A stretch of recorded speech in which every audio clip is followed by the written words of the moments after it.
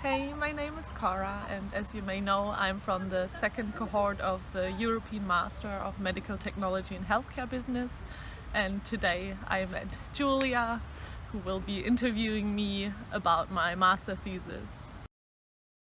So my master thesis is about endoscopy, and in more detail I'm writing about the pre-development phases, so about a product concept for a future endoscope.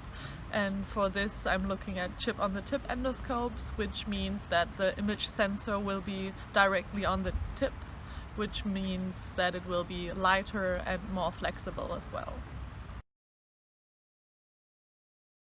So I started looking into internships, I think beginning of the last semester, so maybe late September in Lille, and then at the end of October I really started to apply, and probably by the end of November the companies really started looking into new interns, so that was when I got my first replies. So don't worry if the companies don't reply at first, but they will hopefully, and I think by the end of December most of us got an internship for.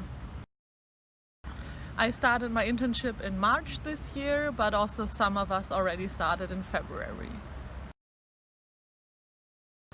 I think the most challenging part about it is that you don't really know what will be the end point from the start. So there will be turns, and sometimes you hit the end of a road and you have to rethink your strategy and also what will be your goal of your thesis. So that might be challenging to just keep going and find the motivation to just go straight and finish the master thesis.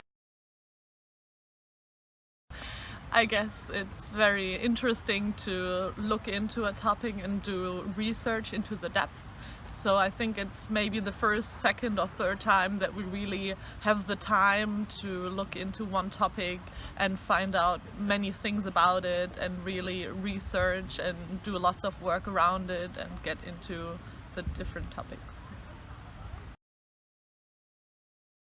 Yeah, it definitely changed it a lot. So I started in March, so I had 2 weeks in the company just starting to get to know my team and the colleagues, and then right away we all went into home office. So that means I worked remotely the past weeks and months, so I didn't really had the chance to get to know more about the company in more practical ways. So of course it impedes the thesis from being more technical, more practical, and also that doesn't mean that I could really walk behind as a shadow behind my colleagues and follow them into meetings. So it was all online meetings, which of course makes it a different atmosphere, but I think it was also very interesting to get to know how quickly companies could change into remotely working companies, as maybe they didn't think they could before.